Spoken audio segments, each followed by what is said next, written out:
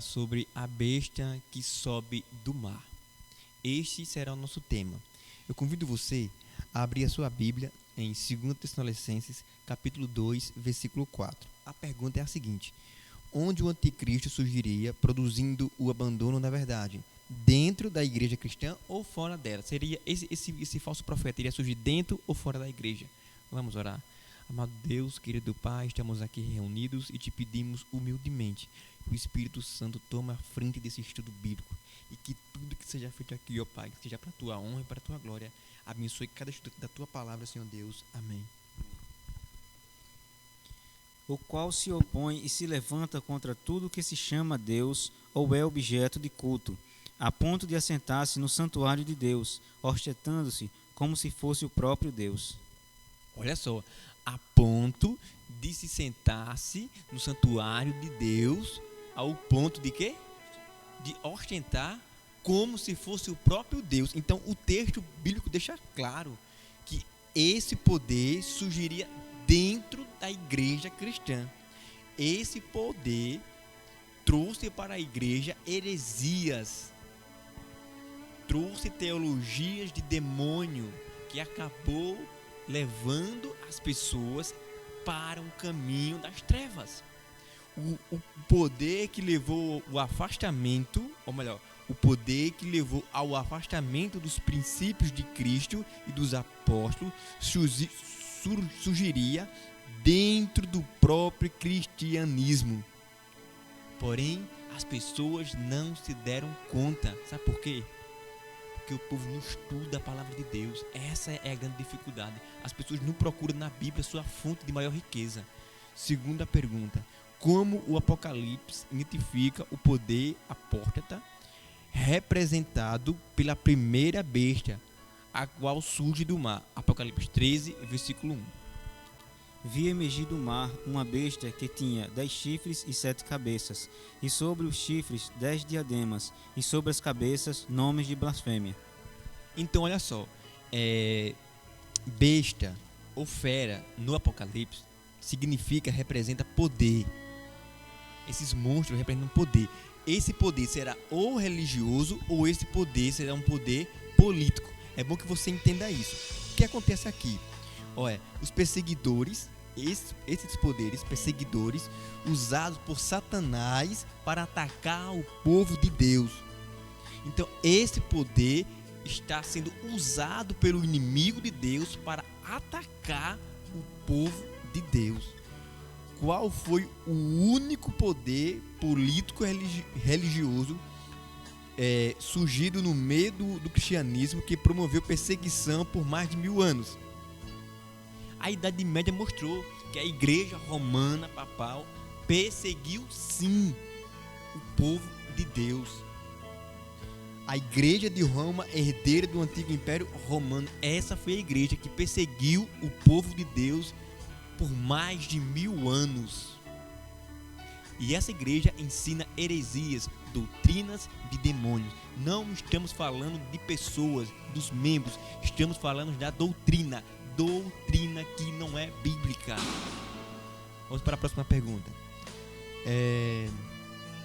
Por quanto tempo Roma teria poder para perseguir o povo fiel a Deus? Apocalipse 13, versículo 5 e depois o 7.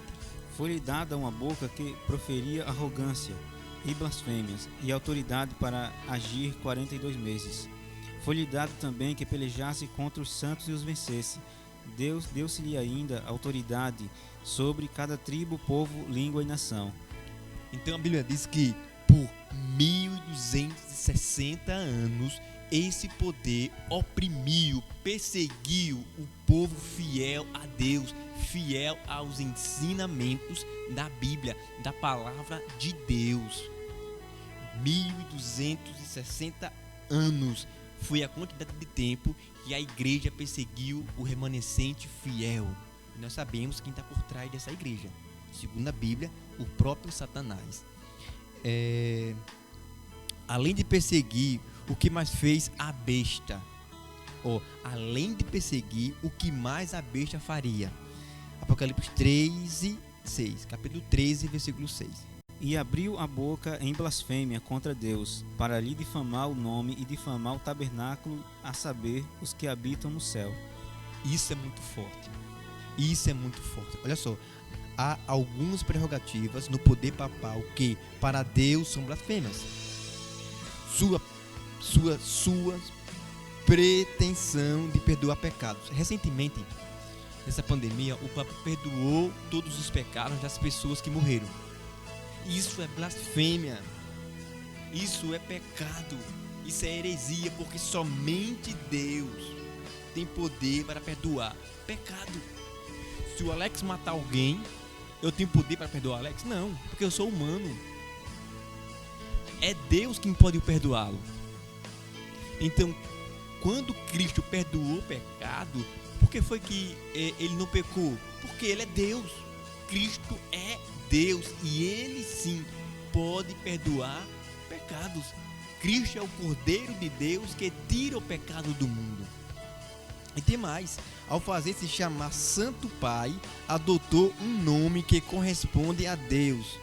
Jesus afirmou, olha só, a ninguém sobre a terra chamei vosso Pai, porque só um é vosso Pai, aquele que está nos céus.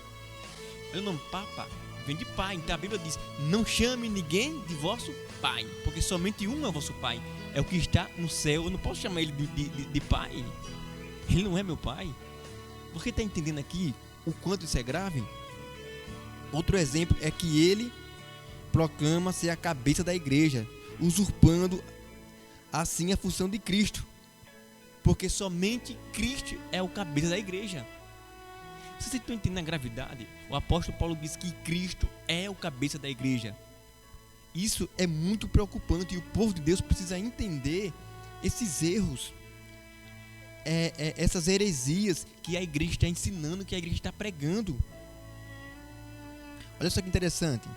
Assim é possível entender melhor o que Paulo quis dizer quando escreveu que o homem da iniquidade, o filho da perdição, o qual se opõe e se levanta contra tudo o que se chama Deus ou objeto de culto, a ponto de se assentar-se no santuário de Deus, ostentando-se como se fosse o próprio Deus. Por isso, ele é o anticristo, ou seja, o que se coloca no lugar de Cristo. Ele quer usurpar a função de Cristo. Somente Deus pode perdoar pecado. Somente Deus é o cabeça da igreja. Somente Deus podemos chamar de Pai. E essas três características aqui são características de Cristo. Cristo pode perdoar pecado? Sim, ele é Deus. Cristo, ele pode perdoar pecado? Sim.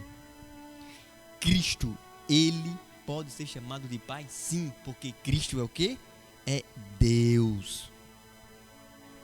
Todos esses atributos pertencem a Cristo, porque Cristo é o cabeça da igreja. Não sou eu que estou dizendo, isso é da palavra de Deus. Mais uma pergunta aqui. Que número calculado representa a besta? Para que ninguém possa comprar ou vender, senão aquele que tem a marca, o nome da besta ou o número do seu nome. Aqui está a sabedoria. Aquele que tem entendimento, calcule o número da besta, pois é número de homem. Ora, esse número é 666. Então, esse nome que esse número representa é a falsa religião que mudaria os mandamentos de Deus. Olha que interessante, ó, em Babilônia, o número 6 tinha um profundo significado religioso. E os seus deuses adorados ali eram numerados da seguinte forma: Deus menor era 6, Deus maior era 60, o panteão babilônico era 600. A totalidade das falsas divindades eram 666. Nessa perspectiva, o número 666 sugere o esforço do anticristo de exaltar o homem no lugar de Deus e de Cristo. E é exatamente isso o que a igreja tem colocado. A igreja tem colocado um homem no lugar de Cristo. Heresia, blasfêmia, doutrina de demônio. O que aconteceu com uma de suas cabeças? Apocalipse 13, versículo 3 e depois o 10. Então vi uma de suas cabeças golpeada de morte, mas essa ferida mortal foi curada, e toda a terra se maravilhou seguindo a besta.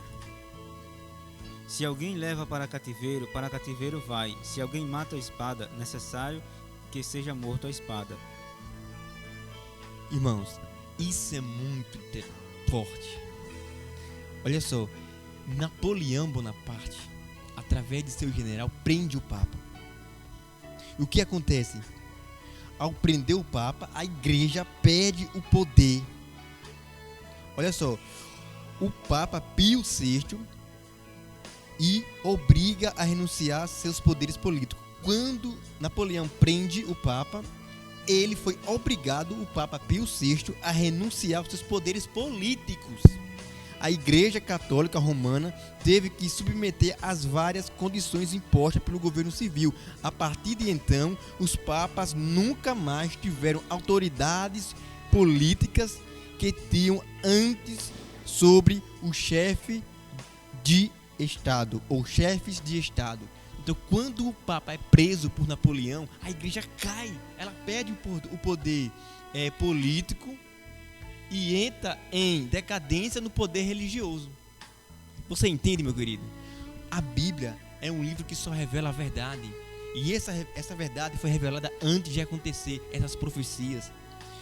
O que aconteceria com a ferida mortal sofrida pelo poder religioso? 13:3.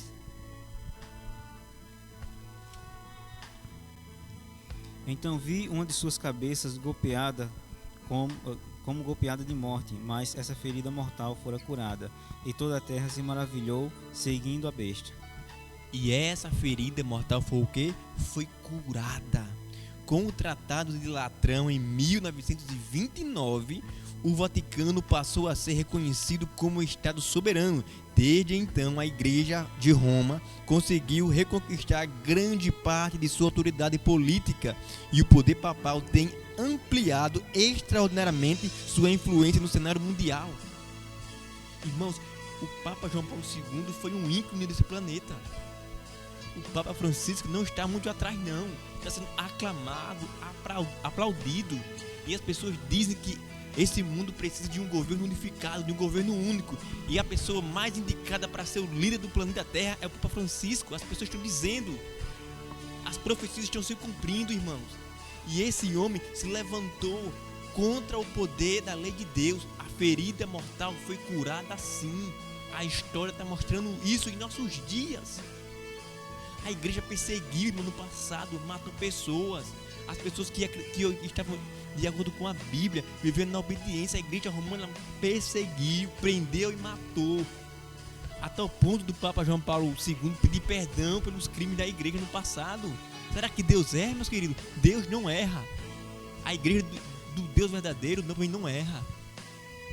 Olha só aqui. Quem são os que adorariam a besta? Apocalipse 13:8. E adorá-la-ão todos os que habitam sobre a terra, aqueles cujo nome não foram escritos no livro da vida do Cordeiro, que foi morto desde a fundação do mundo. Os adoradores da besta também adoraram o dragão. Quem é o dragão aqui? Você se lembra no começo? Satanás. Então, os adoradores desse poder religioso adoram, na verdade, a Satanás, porque a doutrina é dele, que dá autoridade a esse poder profano. Seus adoradores não podem estar escritos no livro da vida, servindo apenas aos santos, porque os santos preferiram seguir a palavra de Deus. E Deus está fazendo um apelo ao seu coração hoje: renuncie os ensinamentos de homem e aceite os ensinos do Espírito Santo, que se revela em Cristo Jesus, o Cordeiro de Deus que tira o pecado do mundo, o Cordeiro de Deus que tira o pecado do mundo, que perdoa pecados, o Cordeiro de Deus que é o cabeça da igreja, o Cordeiro de Deus que pode ser chamado sim de Pai, porque Ele é o Criador do universo, de todas as coisas. João disse que por meio de Cristo, Deus criou todas as coisas. Cristo é aquele que pode nos perdoar. Cristo é o cabeça da igreja e Cristo é o nosso Pai, porque Ele é o nosso Criador. A nona pergunta: que advertência é dada àqueles que adoram a besta ou a sua imagem quando a marca desse poder terreno for imposta à humanidade? Apocalipse 14, 9 e 10.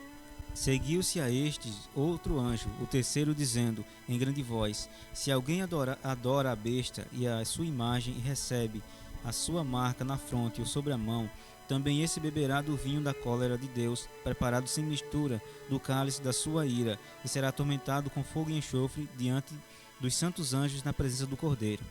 Irmãos, tenha certeza que você não quer passar por isso. Todos aqueles que permanecerem na adoração falsa, da igreja falsa, da doutrina falsa, doutrina de demônio, será destruídos, porque não estão adorando a Deus, estão adorando a Satanás, as heresias enganadoras. Olha só que interessante, todos aqueles que estiverem com Cristo e se recusarem a acatar quaisquer imposição que sejam contrárias aos mandamentos de Deus, não sofrerão as consequências de aceitar o último grande engano. Se você aceitar Deus, você vai ser livrado, não somente você, mas também a tua casa, da destruição que advém sobre todo aquele que rejeitam os princípios da lei de Deus e de sua palavra. Colocando o homem no lugar do Criador, você está caminhando para a destruição eterna, junto com Satanás e os seus anjos. Hoje Deus está apelando ao seu coração para que você aceite os princípios da lei de Deus que estão aqui em sua palavra. O próprio Deus escreveu e entregou nas mãos de Moisés a sua lei, que é imutável, que é eterna. A última pergunta de hoje é a seguinte: qual é o chamado de Cristo aos seus filhos que estão fora do seu redil? João 10, 9 e depois o 16. Eu sou a porta. Se alguém entra por mim, será salvo. Entrará e sairá, e achará pastagem. Ainda tenho outras ovelhas, não deste aprisco. A mim me convém conduzi-las. Elas ouvirão a minha voz. Então haverá um rebanho e um pastor. Deus tem filhos em todas as igrejas. É importante lembrar que o livro do Apocalipse identifica um sistema religioso que se afastou do ideal bíblico. Mas isso não significa que os fiéis desse sistema ou membros de qualquer outra denominação estejam perdidos, não, irmãos. Nós estamos falando apenas de doutrinas mentirosas, doutrinas falsas. E a palavra diz mais aqui, mas isso não significa que os fiéis desse sistema ou membros de qualquer outra denominação estejam perdidos. Deus julgará cada um conforme o conhecimento e os privilégios recebidos. Jesus é a porta. Ele é o caminho, a verdade e a vida. Jesus é o caminho, a verdade e a vida. Aqui está o caminho revelado na sua palavra. E Jesus hoje convida, suplica ao teu coração que você aceite andar pelo caminho que Jesus deixou. A obediência a Deus através do estudo da sua palavra. Obedeça à doutrina feita por Deus, não aquelas feitas por homens. Aceite a Deus. Cristo se revela para você hoje, para que você e eu possamos andar de acordo com a sua palavra, de acordo com a sua vontade. Se você aceita andar pelas verdades, se você aceita andar no caminho certo e ser submisso à palavra de Deus, eu convido você a orar comigo. Senhor, não queremos andar de acordo com os enganos desse mundo. Não queremos andar em doutrinas fraudulentas. Queremos andar em caminhos verdadeiros. Abençoe cada estudante de Tua palavra, meu Senhor. Toma de conta deles, no doce nome de Jesus. Amém. Não sei viver sem ti, sem ter o teu amor. Não posso respirar, não há outro lugar. Só em teus braços eu encontro o que preciso ter. Eu corro para ti, não sei viver sem ti, sem ter o teu amor. Não posso respirar, não há outro lugar. Só em teus braços eu encontro o que preciso ser.